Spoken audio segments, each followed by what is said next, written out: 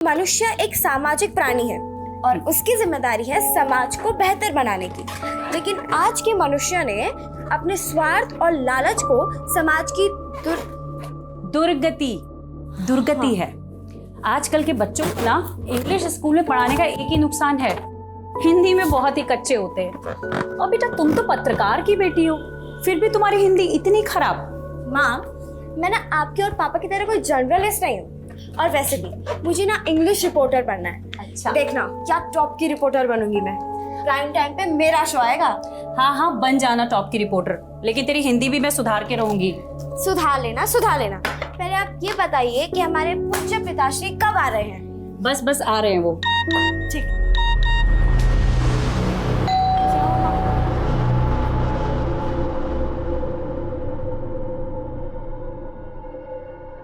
पापा, हो गई पार्टी की तैयारियां? हाँ थोड़ी सी बाकी है। मेरे बिना दादी, ये दादी कैसी है आप? मैं ठीक हूँ, तू कैसी है? मैं ठीक हूँ। अभी आप इतने टाइम बाद आई है ना, तो मैं आपको वापस नहीं जाने देने वाली। अब हो गई शिकायत दूर। चल बर्थडे पार्टी बनाते हैं। हाँ? Happy birthday, dear Kajan. Happy birthday.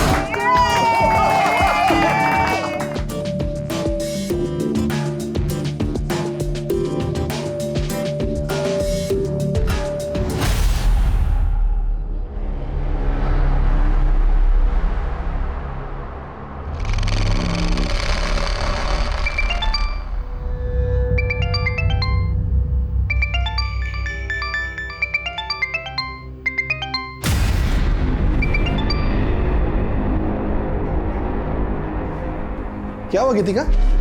किसका कॉल था गीतिका? किसी का नहीं, ये टेलीकॉलर्स भी ना कॉल कर करके परेशान करते रहते हैं बस।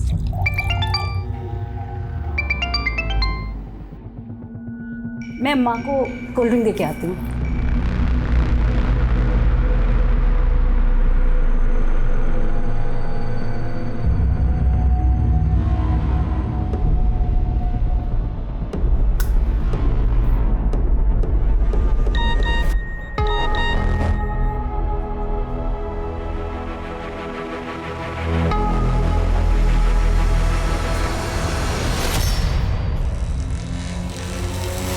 अच्छा, तो ये बात, ये छुपा रही हो तुम मुझसे?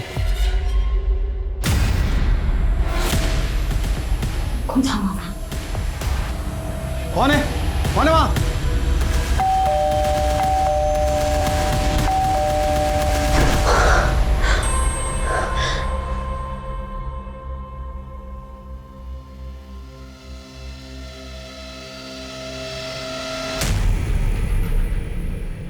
ले पहन ले, 10 मिनट के अंदर तैयार हो जाए। और हाँ, हाथ मुंह धो धा के अपने आप को ठीक कर ले।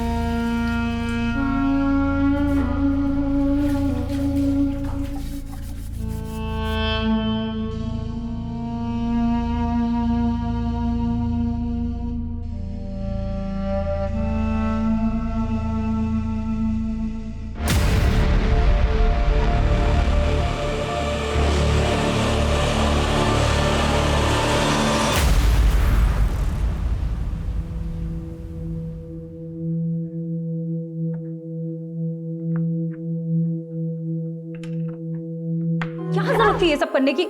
कितना खून निकलता है। माँ चल उधर चल, कुछ मेरे साथ। नहीं हुआ माँ, तू चुप रह। ऐसा ही कटे, कुछ नहीं हुआ। ये छोटा सा कट है, हाँ, ज्यादा लग जाती तो।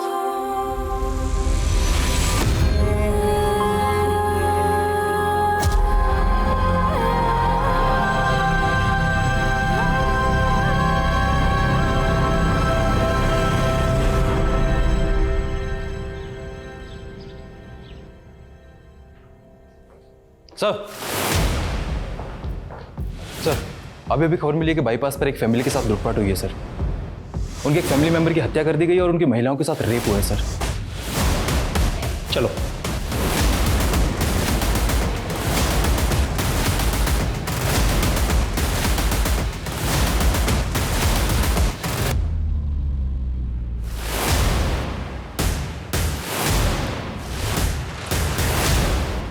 सर कल एक फ़ोन आया था जिसके बारे में, वारदात के बारे में इन्फॉर्म थी सर। सुनीता, इन लेडीज़ को हॉस्पिटल लेके जाओ, इनका मेडिकल चेकअप कराओ। जी सर।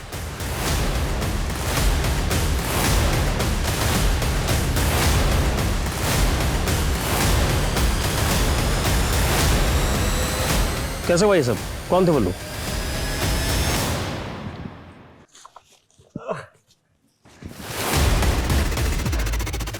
हम नहीं जानते वो लोग कौन थे, लेकिन इसके जिम्मेदार सिर्फ आप लोग हैं। सुन रहे हैं ना? आपके इलाके में इतना बड़ा वारदात होता है, मेरा पूरा परिवार बर्बाद हो गया। आप लोग जिम्मेदार इसका। देखिए, उस परिवार का गुस्सा जायज है और ये लॉ एंड ऑर्डर की जिम्मेदारी किसकी है? आपकी है ना? और कर क्या रहे हैं आप लोग? आपकी वजह से जनता में मेरी छवि खराब हो रही है। सर, हम क्रिमिनल्स को पकड़ने की पूरी कोशिश कर रहे हैं और हम ये case senior officer Abhimanyu Jindal को हैंडओवर कर रहे हैं सर।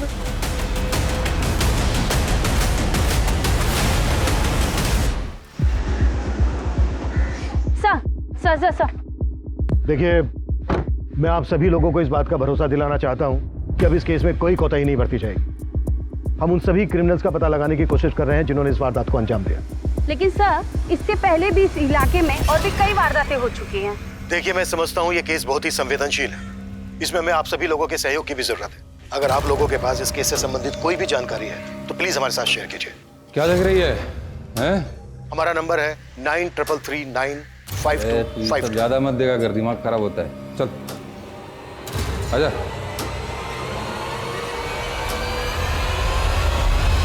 सर, जिस तरह की ये वारदात है, पिछले कुछ दिनों में ऐसी कई वारदातें हुई हैं।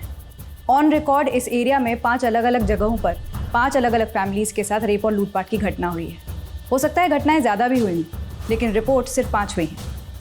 ये भी तो हो सकता है कि ये गिरोह दूसरी जगहों पर भी फैला हो, लेकिन प्रेजेंट में हम इस केस को फॉलो करेंगे। जी सर। सर, ये फैमिली शादी के फंक्शन से घर लौट रही थी जब ये हादसा हुआ।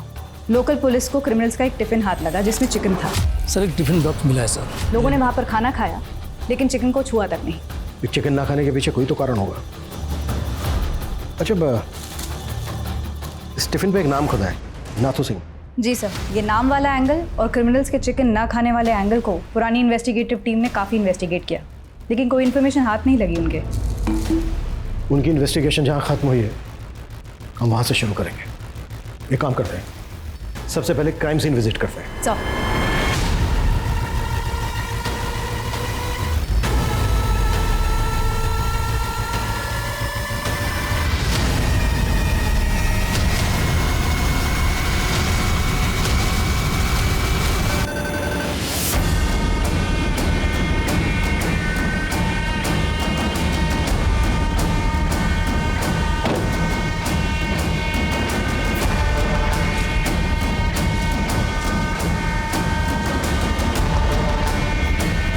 सर, ये जगह बाईपास रोड से लगभग आधा किलोमीटर जंगल के अंदर है। ये जो 5वीं वारदात हुई वो इसी लोकेशन पर हुई। इस 5वीं वारदात से पहले जो 4 वारदातें हुई थी वो यहाँ से करीब 8 से 10 किलोमीटर की दूरी पर हुई थी, और ये 5 वारदातें इसी बाईपास रोड के आसपास हुई हैं। इस रेडियस में कोई रिहाइश भी नहीं है। राइट सर, रात को इलाका और भी सुनसान हो जाता होगा, जिसका फायदा क्रिमिनल्स ने उठाया।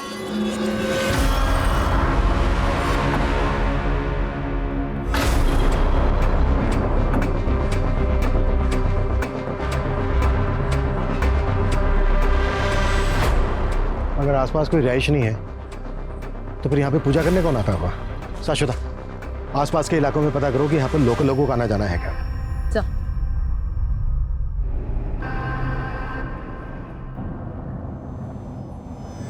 गाड़ी रोको, वापस लो, रिवर्स लो।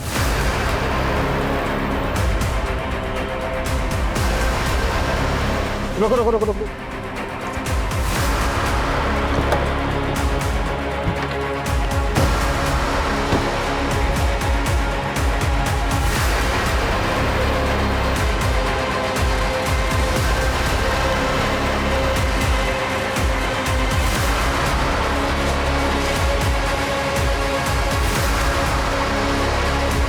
अगर इस कच्चे रास्ते से क्राइम सीन पर जाएं, तो क्राइम सीन होगा यहां से लगभग 200 से 300 मीटर। और अगर प्रॉपर रोड से जाएं, तो क्राइम सीन का डिस्टेंस होगा लगभग 1 किलोमीटर। ये बैरिकेडिंग ऐसी जगह पर है कि यहां से क्राइम सीन का शॉर्टकट है। शाश्वता, पता करो कि ये बैरिकेडिंग वारदात होने के पहले से यहां पर लगाई जाती थी या वारदात होने के बाद से लगाई जाने लगी, और ये भी पता करो कि यहां पर किन पुलिस वालों की ड्यूटी होती है। सर,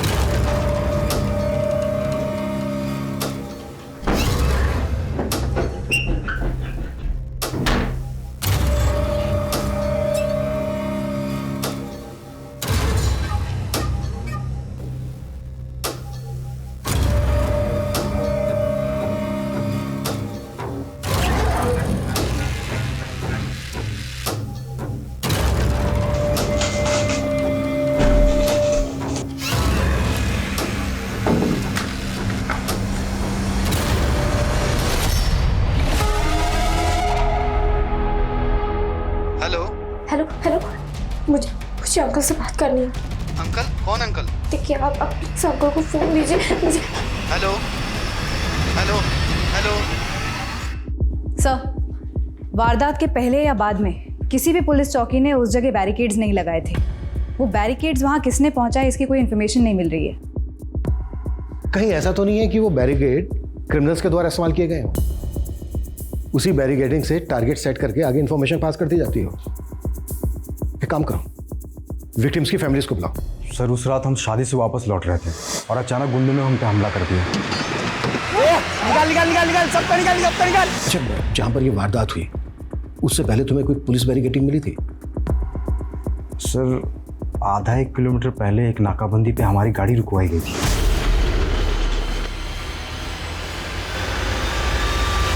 अच्छा, वो जो पुलिस वाला था उसकी शर्ट पे कोई नेम प्लेट लगी थी?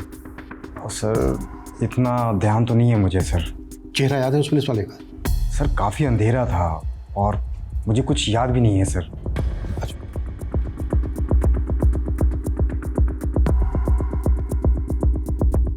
सर, क्राइम सीन के आसपास के रिहायशी इलाकों में हमने उस पत्थर के बारे में इंफॉर्मेशन निकाली जिस पर सिंदूर लगा हुआ मिला था, लेकिन वहाँ के लोग ऐसी कोई पूजा करते हों इसकी इन्फॉर्मेशन नहीं निकली। अगर लोकल लोग वहाँ पर पूजा नहीं करते तो क्या क्रिमिनल्स ने वहाँ पर पूजा की होगी? सर, हो सकता है कि ये किसी ट्राइबल कम्युनिटी का काम। ऐसे समुदाय होते हैं जो धार्मिक भी होते हैं और ऐसी वारदातें भी करते हैं। आखिरी वारदात जिस दिन हुई उस दिन मंगलवार था और क्राइम सीन से हमें चिकन से भरा हुआ टिफिन मिला। अक्सर लोग मंगलवार को नॉन वेज नहीं खाते। हो सकता है किसी खास समुदाय के हों। ऐसे समुदाय के बारे में पता करो और इस वारदात से पहले जो 4 वारदातें हुई हैं उनकी फैमिलीज को बुलाओ।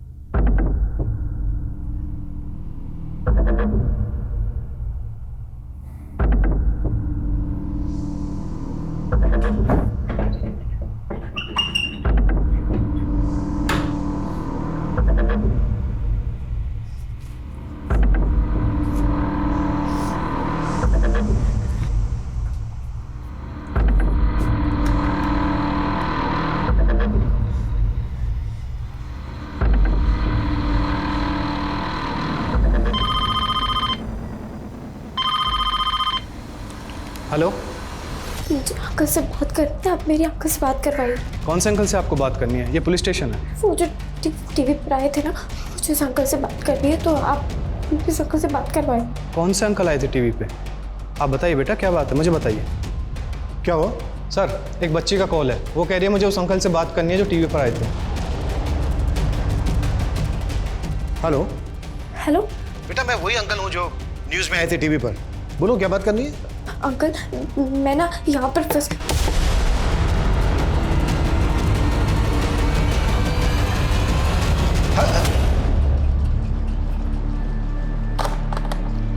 इस बच्चे का दोबारा से फोन आए तो बताना मुझे। Sir,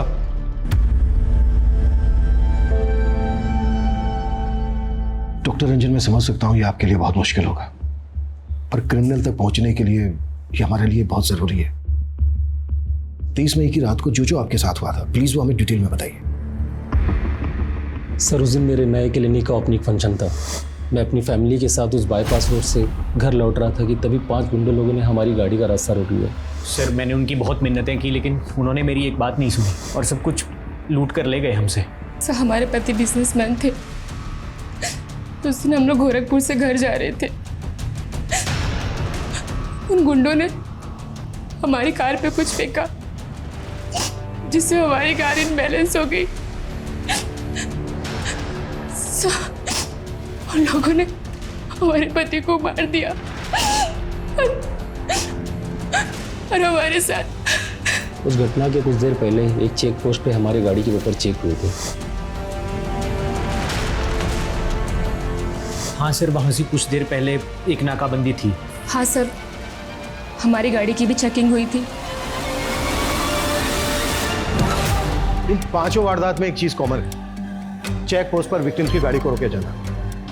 I am sure in criminals के कुछ साथी फेक पुलिस वाले बनकर टारगेट सेट कर रहे थे, आगे इन्फॉर्मेशन पास कर रहे थे और उनके दूसरे साथी वारदात को अंजाम पहुंचा रहे थे। लेकिन सर, किसी भी विक्टिम ने क्रिमिनल का चेहरा नहीं देखा, क्योंकि वारदात के वक्त सबके चेहरों पर गमछे बंधे हुए थे। हाँ, लेकिन जो फेक पुलिस वाले थे उनका चेहरा तो देखा होगा, और हो सकता है विक्टिम्स में से किसी ने क्रिमिनल्स का चेहरा भी देखा हो। विक्टिम्स के साथ दोबारा से बात करो, फेक पुलिस वाले और क्रिमिनल्स, इनके स्केच बनवाओ। सर,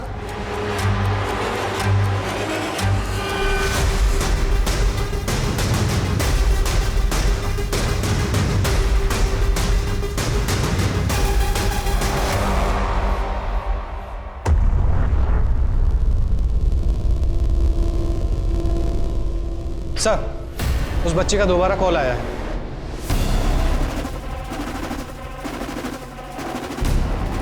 हेलो अंकल, मुझे आपकी हेल्प चाहिए। मैं बहुत मुसीबत में हूँ, आप प्लीज मेरी हेल्प करिए। हाँ हाँ बेटा, हम जरूर बचा लेंगे। अच्छा बताओ, तुम किस मुसीबत में हो और इस वक्त हो कहाँ पर?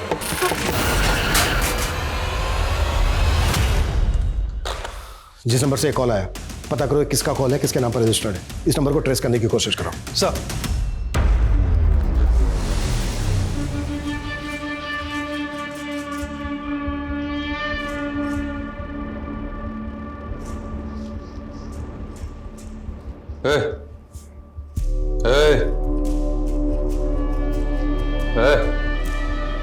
चलो, चलना नहीं है। सर, कुछ विक्टिम्स की मदद से हमने क्रिमिनल्स के स्केचेस बनवाने की कोशिश की। याददाश्त पर काफ़ी जोर देने के बाद ये 7 स्केचेस बने हैं, लेकिन इनकी हुलियों को देखकर ये कहा नहीं जा सकता कि ये कितने एक्यूरेट हैं। अपना डेटा चेक करवाओ, हो सकता है इनमें से किसी का किसी नामी क्रिमिनल के साथ हुलिया मिलता है। अब तक जो ये 5 वारदातें हुई हैं, उनमें से पहली वारदात हुई 30 मई को, दूसरी हुई 5 जून को, तीसरी हुई 11 जून को, चौथी हुई 17 जून को, और ये आखिरी हुई 23 जून मंगलवार के दिन। 30 मई को जो हुई थी उस दिन सैटरडे था, 5 जून को जो हुई उस दिन फ्राइडे था, 11 जून को जो हुई उस दिन थर्सडे था, 17 जून को जो हुई उस दिन वेडनेसडे था, 23 जून को जो हुई उस दिन ट्यूसडे था, यानी कि मंगलवार। गौर करने वाली बात यह है कि एक वारदात से दूसरी वारदात के बीच 6 दिन का गैप है, 6 डेज। लेकिन जो ये आखिरी वारदात हुई थी 23 जून को मंगलवार के दिन, तब से लेके अब तक 10 दिन हो गए, कोई वारदात नहीं हुई है। 10 डेज। सर, हो सकता है इस केस में हमारे इन्वॉल्वमेंट के बाद वो लोग शांत बैठ गए, लेकिन हम शांत नहीं बैठने वाले हैं जब तक कि हमें कोई लीड ना मिल जाए।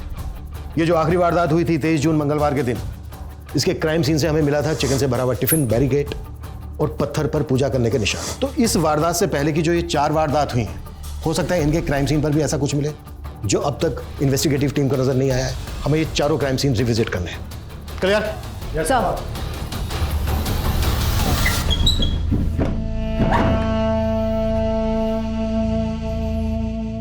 ले तेरे लिए दूध लाया हूं, फटाफट पी ले।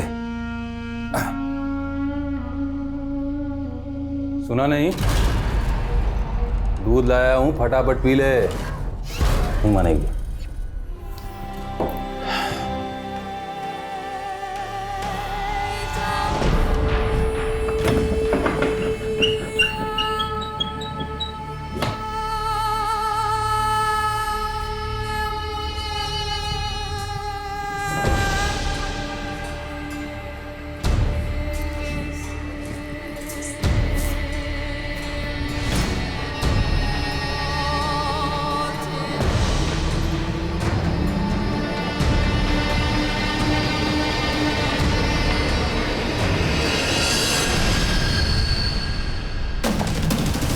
सर, उस बच्ची का दोबारा कॉल आया है लेकिन उसकी आवाज नहीं आ रही।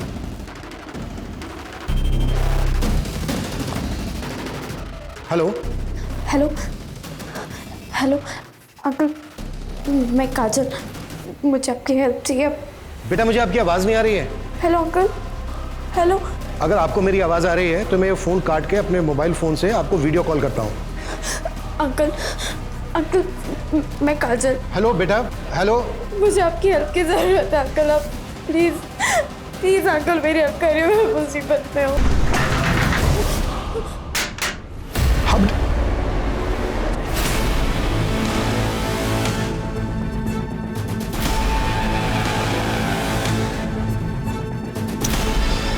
स्विच ऑफ हो गया।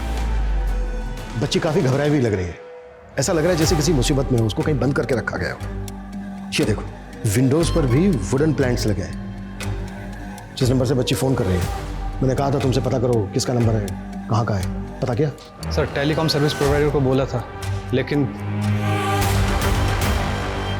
एक बच्ची मुसीबत में है, मदद मांग रही है हमसे। कुछ भी हो सकता है उस बच्ची के साथ, और तुम्हारे पास लेकिन के अलावा कोई जवाब नहीं है। खड़े क्या हो, पता करो। सर,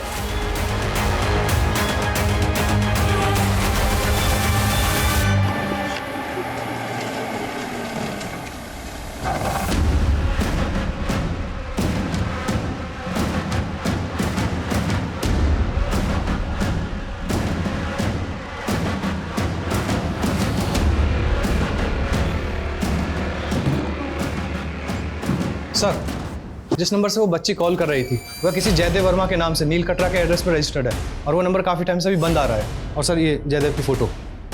अच्छा, जिस वक्त बच्ची ने कॉल किया था उस वक्त वो नंबर कहाँ पर एक्टिव था? सर, गौतम नगर।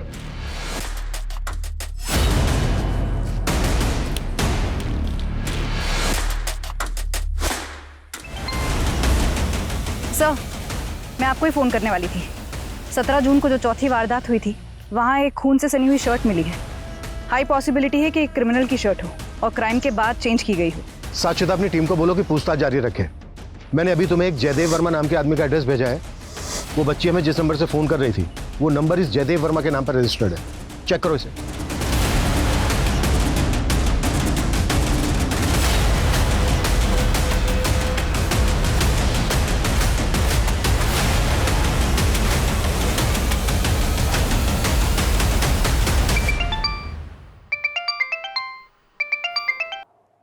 हाँ शाश्वता। सर, जिस जयदेव वर्मा का आपने एड्रेस भेजा था, वहाँ कोई जयदेव रहता ही नहीं है।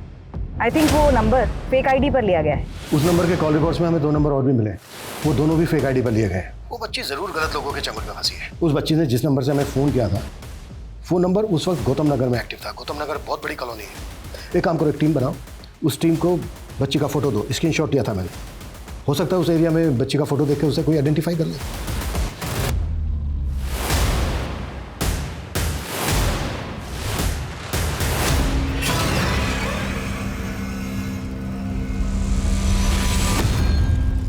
अगर ये शर्ट उन्हीं क्रिमिनल्स में से किसी एक की है तो ये जेके टेलर से हमें उनकी लीड मिल सकती है। सर, शांतिनगर पुलिस थाने से उस बच्ची के बारे में पता चल गया जो लगातार हमें फ़ोन करती रहती है। सर, लगभग 1 साल पहले इस बच्ची के माँ बाप की मौत एक कार एक्सीडेंट में हो गई थी, तभी से ये बच्ची मिसिंग है। वो बच्ची 1 साल से मिसिंग है? उसकी फैमिली में और कौन कौन है? सर इसकी दादी है और चाचा है।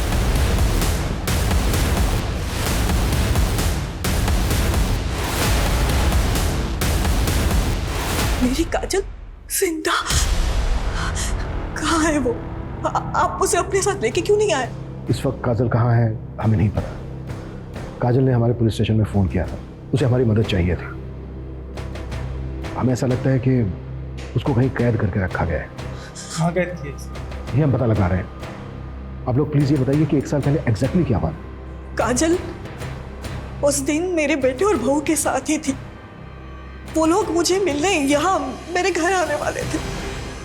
दादी हम बस निकलने ही वाले हैं, लेकिन पहले आप मुझे ये बताइए कि आपने मेरे लिए स्पेशल डिश बनाई है ना? तू बस आ जा, तेरी पसंद की सारी चीजें बनाई है। अरे मम्मी आपके लिए कुछ लाना है क्या? नहीं नहीं बेटा, तुम लोग जल्दी से आ जाओ बस। मैं शाम तक इंतजार करती रही, फिर खबर मिली कि उनका एक्सीडेंट हो गया है।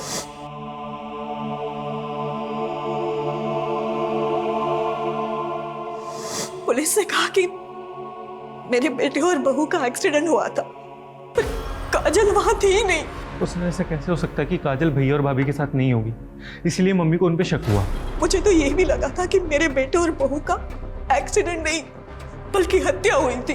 पोस्टमार्टम रिपोर्ट में तो ऐसा कुछ नहीं है। सब कुछ झूठ लिखा था साहब। मैंने अपनी आंखों से मेरे बेटे और बहू की लाशें देखी थी। वो एक्सीडेंट नहीं था। मेरी बहू के पैर पे खून के निशान थे, जबकि वहां कोई चोट लगी नहीं थी।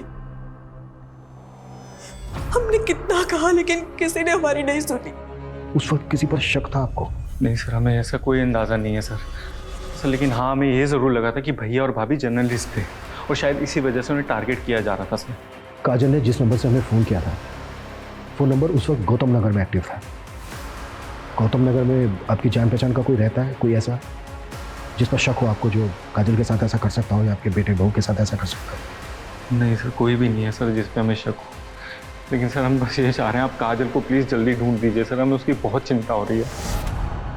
हाँ मैडम, ये मेरा ही टैग है, ये शर्ट मैंने बनाई है। किसने बनवाई थी तुमसे?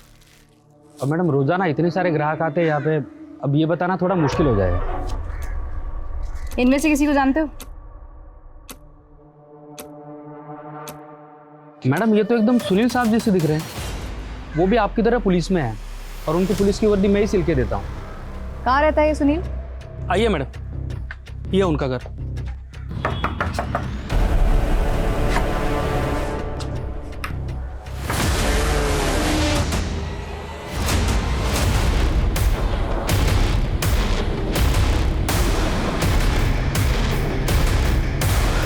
सर मैंने सुनील के रिकॉर्ड्स अच्छे से चेक किए, कहीं भी इन्फॉर्मेशन नहीं मिली कि वो पुलिस वाला है। जबकि अमोल ने सुनील का फोटो आइडेंटिफाई करते हुए कहा है कि ये वही पुलिस वाला है जिसने वारदात वाले दिन बैरिकेडिंग पर उसकी गाड़ी रोकी थी। मतलब अब ये साफ है कि सुनील उन क्रिमिनल्स में से एक है जो फेक पुलिस वाले बनकर टारगेट सेट करते थे और उनके बाकी के साथी वारदात को अंजाम देते थे। सर टेलर ने जो सुनील का नंबर दिया था वो किसी फेक आईडी पे रजिस्टर्ड है, और सर सुनील का वो नंबर उन 2 नंबरों में से एक है जिससे काजल हमें कॉल करती थी।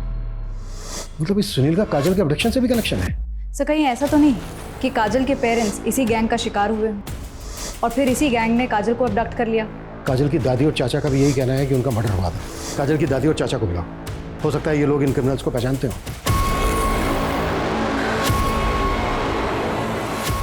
इनमें से तो हम किसी को नहीं जानते, पर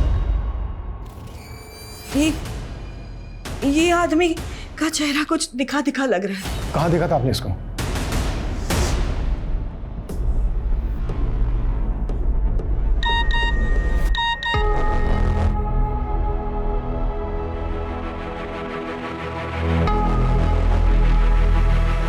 अच्छा ये बात है, ये छुपा रही हो तुम मुझसे? तुम्हें धमकी भरे मैसेजेस आ रहे हो, तुमने मुझे बताया था नहीं? हमारे प्रोफेशन में तो ये आम बात है ना, ऐसे कॉल और धमकी आना। लेकिन तुम्हें मुझे तो बताना चाहिए ना एटलीस्ट। रघु मुझे धमकी भरे मैसेज कर रहा है।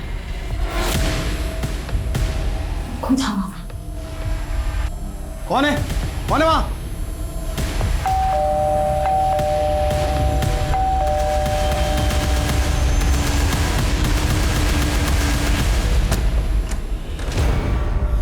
तू, तेरी हिम्मत कैसे हुई गीतिका को धमकी देने की? चल रे, आराम से शांत।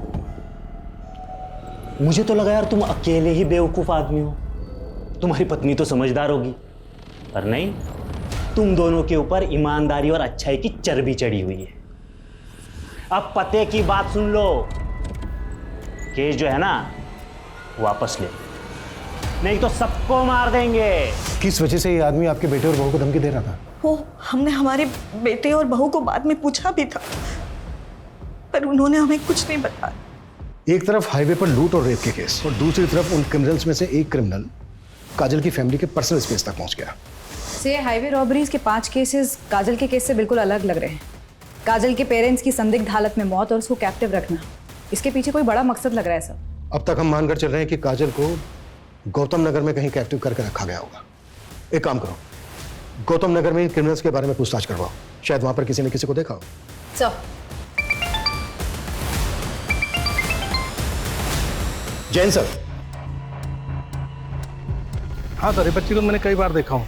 ये लड़का मेरे ऑटो में कई बार इसको लेके जाता था। ये दोनों लड़के और बच्ची अब कहाँ मिलेंगे, और तुम इनको कहाँ से पिक करते थे अपने ऑटो में?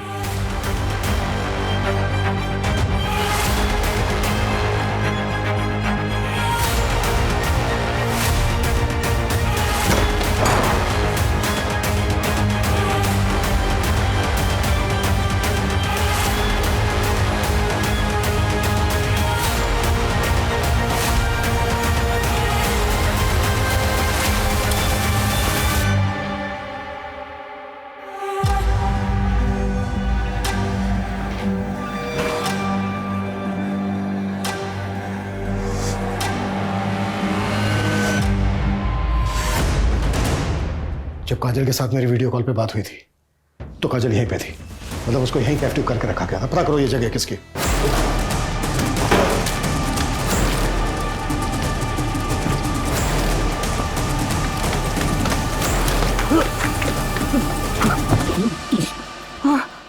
काजल कहाँ है? मुझे नहीं मालूम, उसको दिलीप लेके गया था। कौन दिलीप और कहाँ ले गया था? वो सब मुझे नहीं मालूम। 1 साल पहले काजल का किडनैप तुम लोगों ने किया था ना?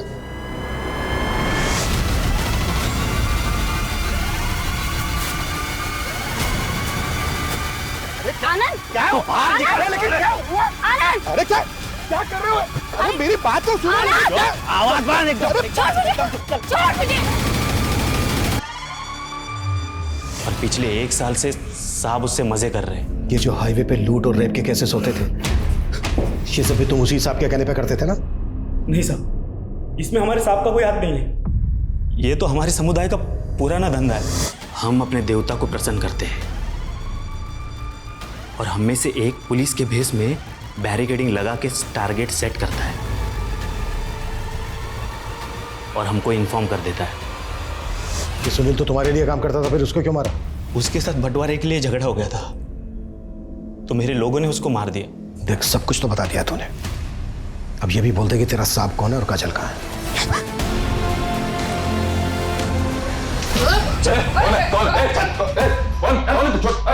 मैंने छोड़।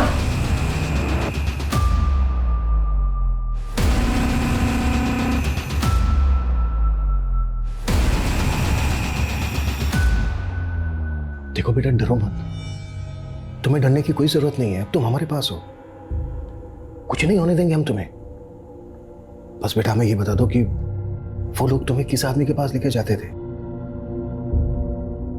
पापा ने उस अंकल के अगेंस्ट न्यूज़ छापी थी। चल अंदर चल। किधर है तेरा पति? किधर है? बुला उसको। अरे ये क्या कर क्या रहे हो? उसके करप्शन के एविडेंस थे, इसलिए उसने। साहब ने बोला था कि उनकी मौत ऐसे हो जैसे एक्सीडेंट लगे, और कार को खाई में फेंक दिया। तुम्हारा हिसाब कौन है?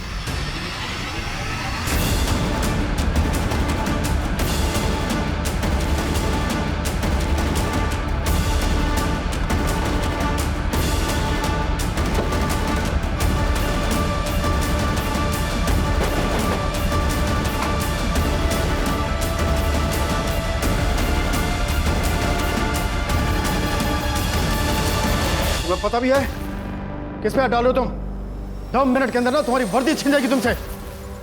हमारी चिंता छोड़िए, अपनी सोचिए मंत्री जी। आपकी तो कुर्सी भी गई और इज्जत भी। ये फाइल देख रहे हैं आप, इसमें आपके सभी कुकर्मों का हिसाब किताब है।